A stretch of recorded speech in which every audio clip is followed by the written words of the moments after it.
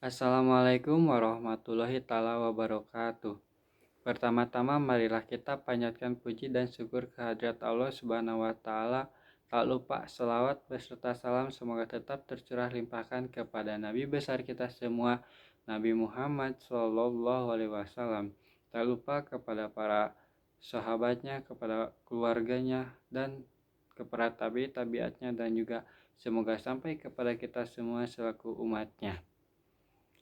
Perkenalkan, nama saya Wahidi Ramadan yang bertindak selaku moderator dari kelompok 2. Lalu saya akan memperkenalkan anggota kelompok dari kelompok 2. Yang pertama ada Ulkia Nasih Arif, yang kedua ada Siti Alijah Insani Nur Kamila, yang ketiga ada Taufik Hidayatullah, yang keempat ada Teddy Irawan, yang kelima ada Rizka Ratnadewi, yang keenam ada Nur Alfiah, dan yang terakhir yang ketujuh ada Robi Rahman Hadi.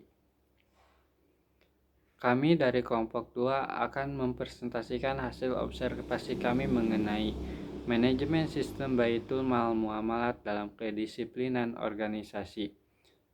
Agar tidak menyita waktu lebih lama, maka kita akan mulai dengan mengucapkan basmalah bersama-sama. Bismillahirrahmanirrahim. Maka setelah itu saya akan membuka presentasi kali ini dengan mengajukan pemateri yang pertama, yaitu mengenai konsep dasar sistem Baitul Mal Muamalat yang akan disampaikan oleh Kang Ulkian Nasih Arif. Kepada Kang Ulkian Nasih Arif, saya persilahkan. Baiklah, terima kasih kepada moderator yang telah memberikan waktunya kepada saya untuk memaparkan mengenai di sini ada konsep dasar sistem Baitul Mal Muamalat ya. Oke, sebelum beralih ke Baitul Mal Muamalat, di sini kita membahas dulu mengenai BMT. Apa sih BMT? Nah, BMT itu merupakan Baitul Mal wa Tanwil. Jadi Baitul Mal itu merupakan rumah dana dan Tanwil itu merupakan rumah usaha. Yang mana rumah dana ini tugasnya adalah untuk menerima, menyimpan, menyalurkan dana kepada ya orang yang membutuhkan seperti itu. Kemudian Baitul Tanwil itu merupakan rumah usaha, ya udah usaha gitu yang berindikasi laba lah seperti itu ya. Kemudian kita beralih ke Baitul Mal Muamalat. Nah, Baitul Mal Muamalat ini ada awalnya yang secara umum itu di tanggal 16 Juni tahun 2000, yang mana ya dia lahir dari bank, salah satu bank, ya udah jelas ya, Baitul Mal Muamalat udah pasti banknya Bank Muamalat gitu kan ya. Nah, dari Bank Muamalat yang awalnya itu dia berupa yayasan aja gitu. Awalnya yayasan untuk ya berperan sebagai LAZ gitu, lembaga amil zakat. Jadi dia menerima, kemudian mengelola, menyalurkan seperti itu. Dan penerimaannya itu bisa berupa dari infak, sedekah, zakat, wakaf, kurban juga ya dan lain-lain sebagainya lah gitu yang berkaitan dengan zakat atau sedekah seperti itu. Nah, kemudian eh Baitul Mal Muamalat. Nah, di sini kita akan lebih merinci ya, di kelompok kami akan lebih merinci mengenai Baitul Mal Muamalat yang ada di Jabar. Ya, di Jabar. Jadi tahun 2020 ya, baru-baru 2 tahun yang lalu lah. Itu sudah mulai ada rilis lagi untuk Baitul Mal Muamalat cabang Jabar. Yang mana ya fungsinya sama aja dan tugasnya sama aja dengan yang lainnya, cuma mungkin karena beda kepala, beda ketua yang mengetuai lembaga ini, ya taktik dan strateginya beda-beda juga gitu. Cuma tujuannya sama, untuk menyalurkan dan ya meminimalisir angka kemiskinan di Indonesia. Itu tugasnya ya, itu tujuannya seperti itu. Dan kemudian lembaga amil zakat yang ada di BMM Jabar ini, dia ada 4 kepala ya. Yang pertama itu manajemen pengelolaan. Jadi tugasnya itu dia mengelola dan bisa dibilang menyaring juga gitu. Kira-kira program yang dibuat oleh bidang kepala program ini, manajemen program, manajemen kegiatan kayak gitu, kira-kira layak apa enggak buat dilaksanain seperti itu. Pokoknya dia yang mengetuai segalanya lah seperti itu ya. Kemudian ada juga keuangan dan admin. Ya seperti kita ketahui lah, kalau keuangan ya udah pasti yang berkaitan dengan akuntansi gitu lah. Jadi ada penulisan, pencatatan, dana masuk, dana keluar, kemana aja dicatat ya kayak gitu. Kemudian bikin mutasi juga dan lain sebagainya lah. Pokoknya itu urusan keuangan. Kemudian ada admin. Admin ini adalah jalur koordinasi antara muzaki dan mustahik. Jadi penerima dan pemberi zakat itu bisa lewat admin. Kemudian admin juga mendata kira-kira siapa aja nih gitu kan yang menyumbang gitu kan. Dan ya pokoknya jalur koordinasi lah lebih tepatnya itu. Tidak hanya muzaki gitu. Walaupun kami juga observasi tetap ke admin juga guys ya.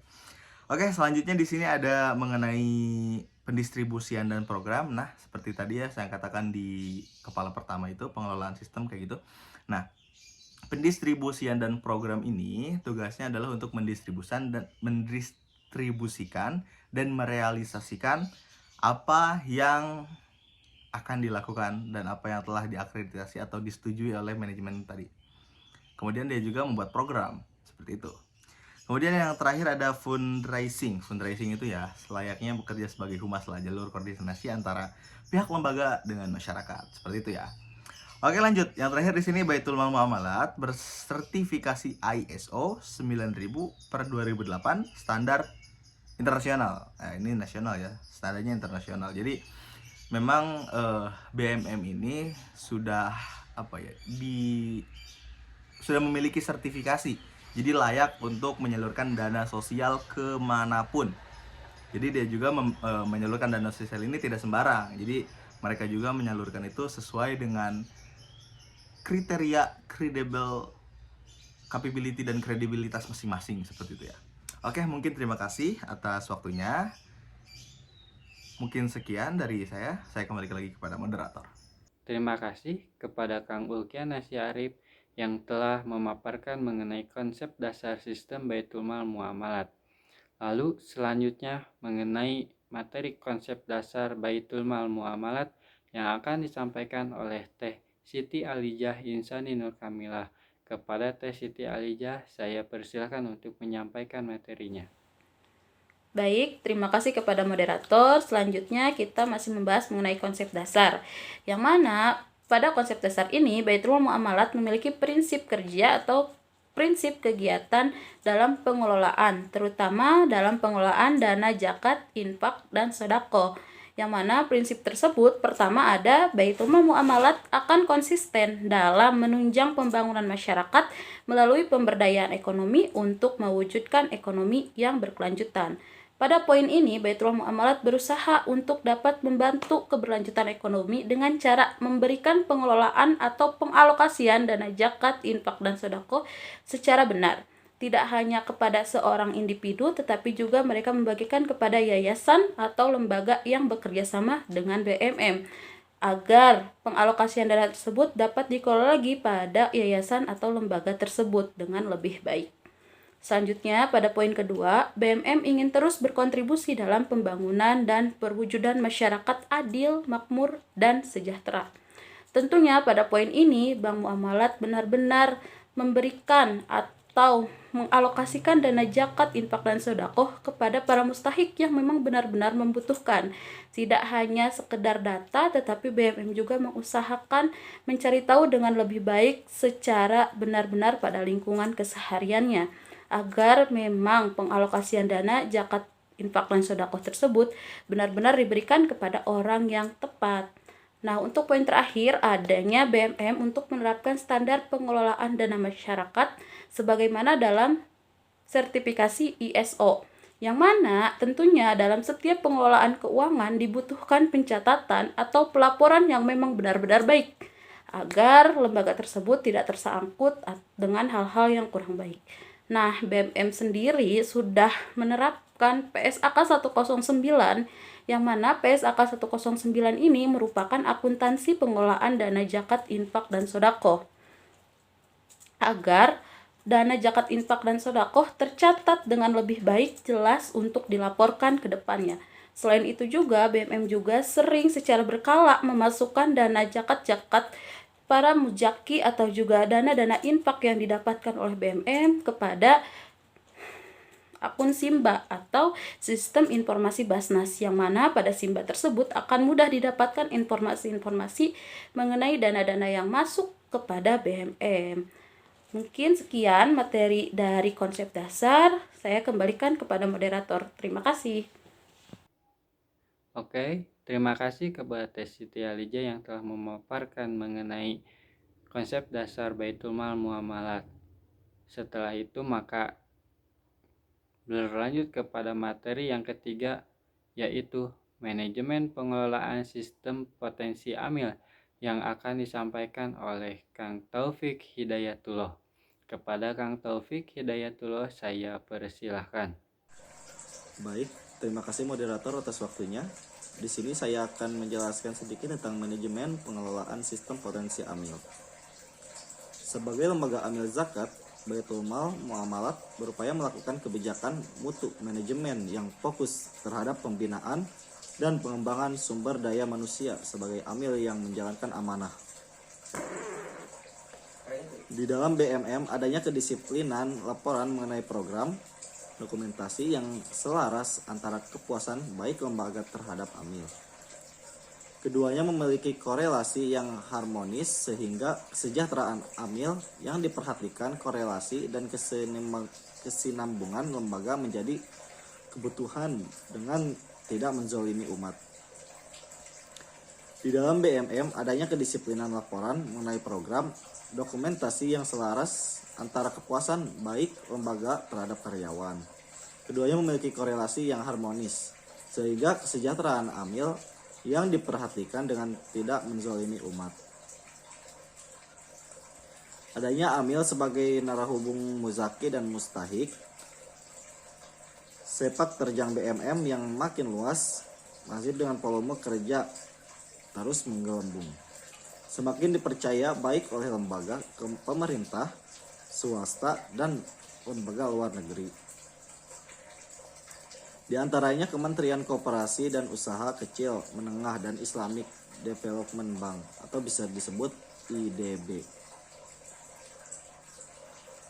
Adapun kapabilitas yang dimiliki Baitul Mal Muamalat antara lain pengelolaan dan pengembangan dana sosial masyarakat, yaitu zakat, infak, dana kemanusiaan, dan wakaf. Pengembangan keluarga miskin serta unit bisnis dalam mata rantai ekonomi mikro, pengembangan lembaga keuangan mikro syariah nasional, penanganan bencana dan recovery infrastruktur sosial pasca bencana nasional, dan penjaminan anak yatim, tentang pendidikan, pembinaan, pengembangan, dan biaya kehidupan sehari-hari. Mungkin cukup sekian dari saya kembalikan ke moderator. Terima kasih kepada Kang Taufik Hidayatullah yang telah memaparkan mengenai manajemen pengelolaan sistem potensi amil. Lalu selanjutnya masih mengenai materi manajemen pengelolaan sistem potensi amil yang akan dipaparkan oleh Kang Teddy Irawan. Kepada Kang Teddy Irawan, saya persilahkan. Terima kasih moderator yang ngasih waktunya. Dalam lembaga Baitul Muamalat, salah satu permasalahan pemerintahan zakat walah kepercayaan mujaki kepada organisasi pengelola zakat. Mujaki percaya bahwa dana JIS yang mereka amanatkan kepada organisasi pengelola zakat apabila benar-benar disalurkan secara efektif maka akan meningkatkan kepatuhan dalam melakukan zakat dan infak didukung oleh Mustafa yang mampu sedekah. Pernyataan tersebut didukung oleh faktor-faktor yang mendasari kecenderungan membayar zakat, yakni mempercayai lembaga zakat. Studi ini menggambarkan jika praktik pengungkapan zakat menjadi salah satu penentu kepercayaan pembayaran zakat. Sementara itu, hasil penelitian Frog, Idris, dan Saad menunjukkan bahwa manajemen Takres tidak mempengaruhi kepercayaan pembayaran zakat di lembaga zakat. Temuan dan penelitian ini menunjukkan bahwa lembaga zakat harus pada transparansi praktik pengungkapan. Pengelola dana harus diatur dengan benar-benar dengan aturan golongan sama. Hal infak dan sedekah dengan membayar nomor rekening akan meningkatkan sumber dana dari para mujaki dan pendonor bank ke rekening dengan BSI dan muamalat sebagai ibu kandung mengenai distribusi, misalnya pada kolaborasi menyuruhkan proposal dalam kesepakatan tersebut menerima dana dan kemudian distribusikan dari proposal tersebut, maka wajib didokumentasi dan dibuat laporan agar donatur mengetahuinya. Para bahwa public relations merupakan potensi untuk menyandung suatu titik pull atau menarik. Kedua adalah power sebagai penyandang. untuk mendorong hal pemasaran. Teknik ketiga, pas strategi sebagai upaya untuk mempengaruhi atau menciptakan opini publik yang menguntungkan. Kiat PR dan penyelenggara kontribusi tidak baik dua arah yang didasari oleh informasi dan pesan-pesan yang diciptakan. Percaya diharapkan dapat diciptakan kesan-kesan positif terhadap lembaga yang diwakilinya. Hal yang dilakukan adalah dengan mendesain hubungan tersebut dengan nama brand Bank Muamalat. Itu adalah salah satu strategi BMM dan membangun strategi Bank Muamalat. Cukup sekian, terima kasih moderator yang mengasih waktunya. Terima kasih kepada Kang Teddy Irawan yang telah menyampaikan materi mengenai manajemen pengelolaan sistem potensi amil. Lalu selanjutnya kita berlanjut kepada materi indikator kinerja Baitul Mal Muamalat yang akan disampaikan oleh Teh Rizka Ratnadewi. Kepada Teh Rizka Ratnadewi saya persilakan. Baik, terima kasih kepada moderator. Materi selanjutnya yaitu mengenai indikator kinerja BMM. Dalam melaksanakan kewajibannya selaku nazir, Baitul Muamalat harus melakukan pengelolaan dan pengembangan atas dana harta wakaf yang dihimpunnya sesuai dengan tujuan, fungsi, dan peruntukannya dengan prinsip syariah Islam. Ada dua cara. Yang pertama yaitu BMM terdiri dari BBMT, B Community, B Smart, Be Hold, Be Share, and Be Care. Kemudian yaitu produk BMM terdiri dari IB-Dinar, Waktumu atau Wakaf Tunai Muamalat, Be Care, kartu apresiasi bagi muzaki yang menyalurkan zakatnya. Kemudian ada Be Rice dan juga Be Fresh atau air minum mineral yang diproduksi oleh BMM untuk memenuhi kebutuhan masyarakat. Mungkin cukup sekian yang dapat saya sampaikan. Saya kembalikan kepada moderator. Terima kasih kepada Teh Rizka Ratnadewi yang telah menyampaikan materinya. Lalu selanjutnya mengenai materi kedisiplinan kerja terhadap amil yang akan disampaikan oleh Teh Nur Alfiah. Kepada Teh Nur Alfiah saya persilahkan. Bismillahirrahmanirrahim. Di sini saya akan melanjutkan materi mengenai implementasi kedisiplinan kinerja terhadap amil. Maka dari berbagai ilmuwan, menurut Profesor Dr. Sandang P. Siagan mendefinisikan bahwa organisasi di sini sebagai bentuk persekutuan antara dua orang atau lebih yang bekerja bersama secara formal dan menentukan arah tujuannya dalam rangka pemasaran tujuan yang telah ditetapkan. Maka dalam ikatan ini terdapat antara atasan dan bawahan yang perlu kita ketahui. Untuk menelaah lebih lanjut mengenai kedisiplinan kinerja terhadap amil ini, maka kita harus mengetahui bagaimana kedisiplinan ini berlangsung, dan kedisiplinan ini yang merupakan suatu arah untuk melatih dan membentuk seseorang melakukan perilaku yang positif sesuai dengan harapan para staf dan stakeholder yang ada. Kemudian dari dampak tindakan indisipliner ini yang cukup serius, maka harus adanya pimpinan yang mampu mempengaruhi bawahannya. Untuk itulah maka disiplin ini secara sifatnya memiliki tindakan fleksibel. Kenapa? Karena ditetapkan apabila ada di seluruh informasi tentang pegawai yang telah dianalisa mengenai bagaimana pertimbangan-pertimbangan yang ada untuk menentukan kemampuannya dan pengaruhnya terhadap organisasi. Secara bijaksananya, maka di sini saya akan menjelaskan secara gamblang mengenai pelanggaran yang dilakukan dan tidak dapat diterima dari berbagai macam organisasi yang ada. Untuk itulah maka dalam pengimplementasian di sini dalam mengimplementasikan yang merupakan BMM ini Baitul Mal Muamalat, anak perusahaan Bank Muamalat, untuk menunjukkan bahwa indikator yang ada khususnya BMM ini bergerak bergerak dalam bidang sosial dan kemanusiaan untuk menjaga kedisiplinan Amil dalam kinerjanya, maka dibutuhkan lembaga ini, lembaga yang mewadahi para Amil untuk bersangkutan, dan tujuan lembaga Baitul Mal Muamalat ini untuk meng-cross check dengan cara berkomunikasi yang baik.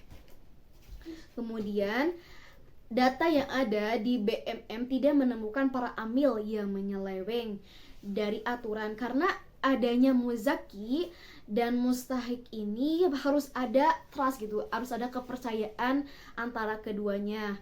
Kemudian Baitul Mal Muamalat ini juga berupaya melakukan pembinaan pengembangan dan penyadaran kewajiban berzakat. Kemudian ada hal yang terbaik yang harus kita ketahui ada dari pelayanannya. Pelayanan bagi muzaki dan mustahik ini sangat mampu atau berpengaruh. Kemudian dalam hal membuat program untuk pemberdayaan ini harus terencana dan berkesinambungan dan dalam meningkatkan taraf hidup mustahik menjadi muzaki, dan itulah tujuan yang paling utama dari Baitul Mal Muamalat, untuk mengedepankan keselamatan dan kesehatan kerja bagi seluruh amil di Baitul Mal Muamalat. Mungkin itu secara poin pentingnya, dan demikianlah yang dapat saya sampaikan. Saya kembalikan ke moderator. Terima kasih kepada Teh Nur Alfiah yang telah menyampaikan materinya. Selanjutnya, mengenai materi upaya mencapai tujuan organisasi yang akan disampaikan oleh Robi Rahman Hadi. Kepada Kang Robi Rahman Hadi, saya persilahkan. Assalamualaikum warahmatullahi wabarakatuh. Saya Robi Rahman Hadi yang akan membacakan tentang materi upaya mencapai tujuan organisasi. Cara pencapaian tujuan organisasi yaitu satu, meningkatkan kedisiplinan kerja amil dengan menumbuhkan kesadaran, membangun kepercayaan amil terhadap citra BMM serta benefit yang ditawarkan. 2. Mendorong antusiasme amil untuk meningkatkan kinerja dan koordinasi tentang aktivitas dan program kerja Yang ketiga adalah pemberdayaan mustahik dan muzaki, membutuhkan tujuan atau dukungan masyarakat agar dapat kerjasama dengan pemerintah untuk kesehatan umat. Sekian dari saya. Wassalamualaikum warahmatullahi wabarakatuh. Terima kasih kepada Kang Robi Rahman Hadi yang telah menyampaikan materi memaparkan mengenai upaya mencapai tujuan organisasi. Mungkin sekian dari kelompok kami yang telah dipresentasikan. Mohon maaf apabila banyak kesalahan dan banyak kekurangan karena kami masih dalam tahap pembelajaran. Terima kasih. Wabillahi taufiq wal hidayah. Wassalamualaikum warahmatullahi taala wabarakatuh.